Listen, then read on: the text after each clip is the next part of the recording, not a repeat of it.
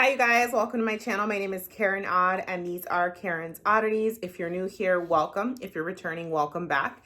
Regardless, I do want to ask that you give this video a thumbs up, comment your thoughts below, even if you disagree with my content. And I also want to ask that you share this video on your channel with one person that you know, as I'm confident there is something here that both you and they can benefit from. In today's video, we are talking Love is Blind Season 7 US. I believe they're in DC. A couple of things. So if you have not watched all of the episodes that have aired as of October 14th, 2024, Eastern Standard Time, which is the latest air date, air time, which would have been 3 a.m. this morning. If you have not watched the absolute last episode that has come out, you probably should not watch this video because I am going to spoil things for you. And if you're someone that doesn't want to watch spoilers, you want to get it directly from the show, you want to draw your own conclusions, please click out of this video and return to it once you've watched the rest of the episodes that have aired. I have watched all of the Love is Blind US seasons. I also watched Love is Blind Mexico. I started watching Love is Blind Habibi. And I think I started watching Love is Blind Sweden. I watched Love is Blind UK. That one was really good. And I think I've only made one video regarding Love is Blind. I think it was the last US season. And this is the second video that I'm making because sometimes when the stories are just too juicy or some of the couples are just really irritating me, I feel super compelled to want to make a video about it to disclose like what my thoughts are. So for today's video, I'm not going in any particular order of the episodes that have aired. I have a list written out of the different couples, and I'm kind of just going to go down the list and like highlight like some key things and just share like some of my thoughts on what's going on, where the couples are, my favorite couples, my least favorite couples, and just kind of talk some shit, to be honest. So if this isn't your vibe, I apologize for Jack's butthole. If this isn't your vibe, then it's just not your vibe. Jack, do you want to come say hi? Jack just had a birthday. He just turned 13 a couple of days ago. He had a lovely birthday party. So please wish him happy birthday in the comments. Okay. Should I start? I'm going to do bottom to top versus top to bottom. Because like my top one is like, there's someone there that I really cannot stand. So I'm going to do bottom up. So the first couple that I want to talk about is Tim and Alexandra. Or Alexandra. I don't know. So, even in the pods, when they were building their connection, my thought was, yes, I saw they were having moments of vulnerability, moments of emotional intimacy. They were talking about deep things. I know Tim lost both of his sisters. Seems like he lost them pretty close. And I think they might have been his only siblings, or maybe he has a brother. I can't remember.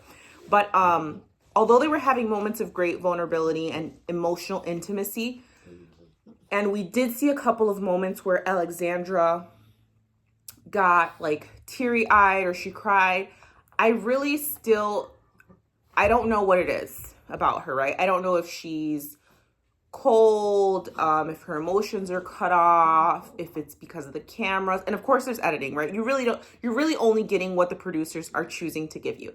But even in those moments that they curated and put together, I'm just like, Alexandra doesn't really seem emotionally connected or invested in this connection. And we see it, right? As the relationship progresses, we see when they have arguments or disagreements, she's very nonchalant about it. She's very dismissive, in my opinion. She's very dismissive of his feelings. She's very dismissive when she does things that he finds disrespectful, that he calls out.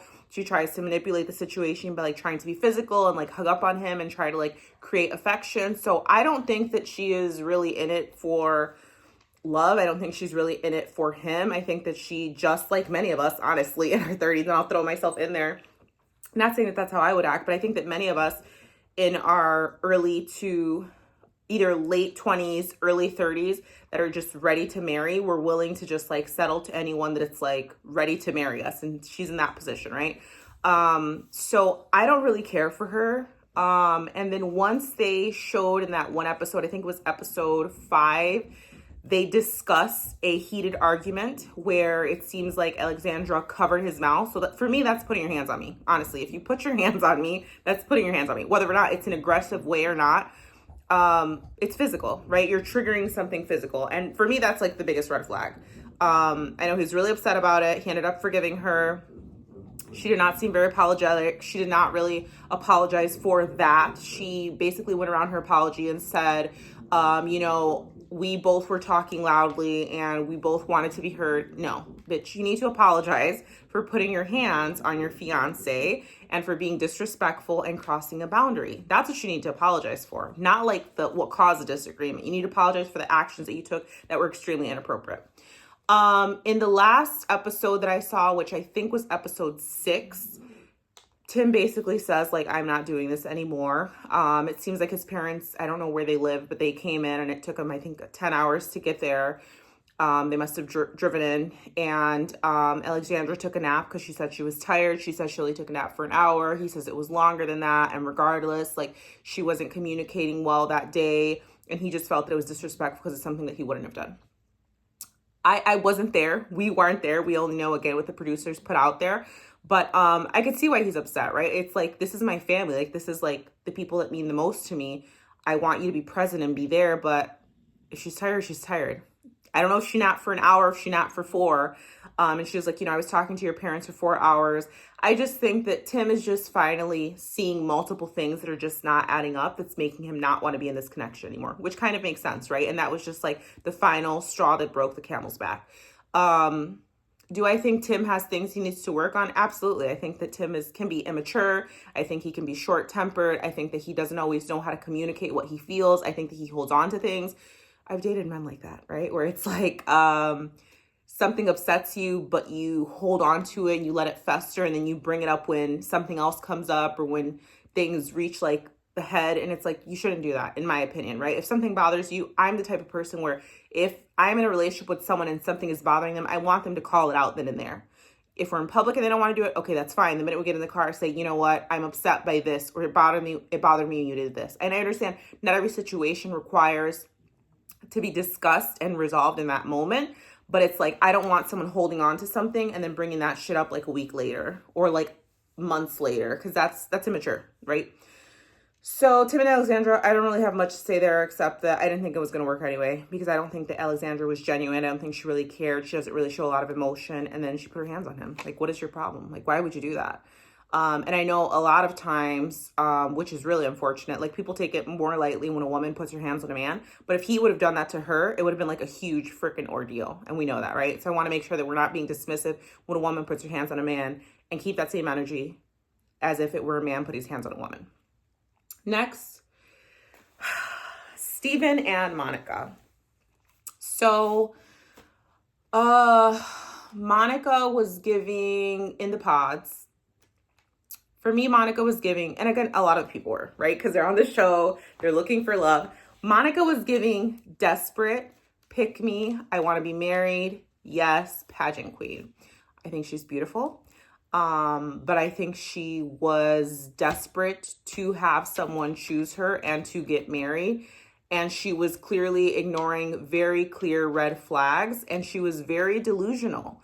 When Steven said that he made an emotional mistake or he was cheating emotionally, she was very forgiving. She said, I think she even said like, you don't have to apologize. Like, I can hear how remorseful you are in your voice.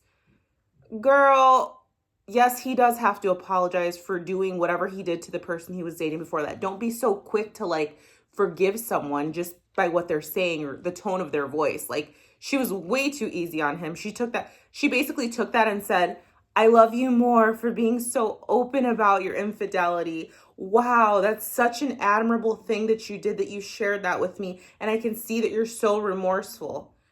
It's giving desperate.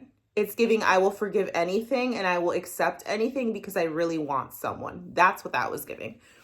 Before we get to the point where their engagement also breaks off, a lot of these couples just like did not even make it to the damn altar, which honestly, I don't really mind it, right? Like, if it's going to fall apart, let it fall apart. I do like the hype that it builds when you're at the altar. You don't know if people are going to say yes or no. Like with Love is Blind UK, like some of those really, really crushed me. Like, I was crying when they were breaking up at the altar, but that's beside the point. Before it reached the point that Steven and Monica didn't work, and I'll talk about that in a second, Monica was being a bitch, flat out. Like, she was being rude as fuck. There was a conversation that they had at the table where she was just not being nice to him, right? Where she's like, I want gifts. I want you to buy me flowers. I want you to do this. And you're not doing that. And this is what I expected.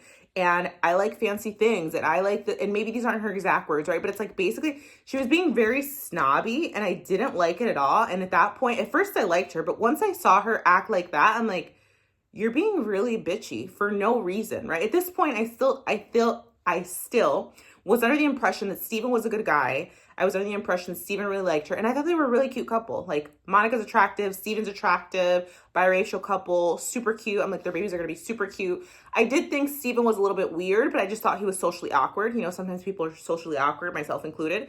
But the way she was talking to him, I did not like it. And I hate when I watch a show or when I'm witnessing, whether it's my friends or some other couple or strangers, and they're just being like super freaking disrespectful to each other in person. Cause I'm like, it's making me get secondhand embarrassment. Like, it's making me cringe to see someone talk to someone in that way.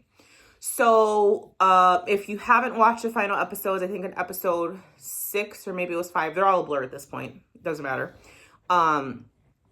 Monica reports that she found text messages. Well, let's back up. Monica said that Steven went for a sleep study, which my thing is like, okay, whether you have sleep apnea or not, or whatever the fuck is going on that you can't sleep, why did you schedule it in the middle of this show? Like, why didn't you just wait to schedule it when you got out of the show? I think it's only, it's a 6-week show.